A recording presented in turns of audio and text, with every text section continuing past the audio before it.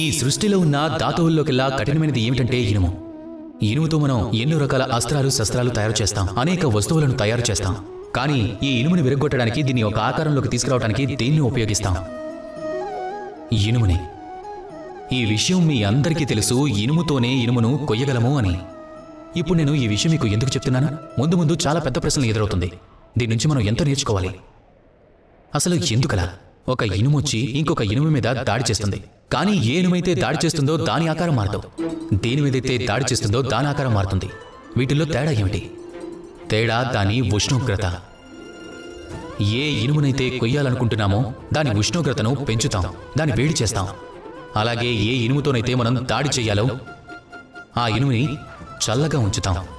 అంటే అర్థం, చల్లని ఇనుము వేడి ఇనుమును కోసేస్తుంది. ఈ పాఠం మన జీవితానికి సరిపోదా చెప్పండి? మన జీవితంలో కూడా సమస్యలు వస్తూ ఉంటాయి, కానీ మనం రెండింటి మీద దృష్టిని పెట్టాల్సి ఉంటుంది. మన మనసుని మనం ప్రశాంతంగా ఉంచుతున్నామా, మన మెదడుని ప్రశాంతంగా ఉంచుతున్నామా అని.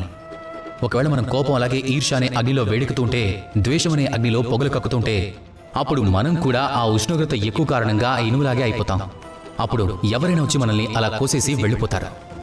గుర్తుపెట్టుకోండి, ఎవరికైతే ఎక్కువ స్థిరబుద్ధి ఉంటుందో, అందరిలోకెల్లా ఎక్కువ శాంత వ్యక్తి ఎవరైతే ఉంటారో అతనే అందరికన్నా ఎక్కువ బలశాలి.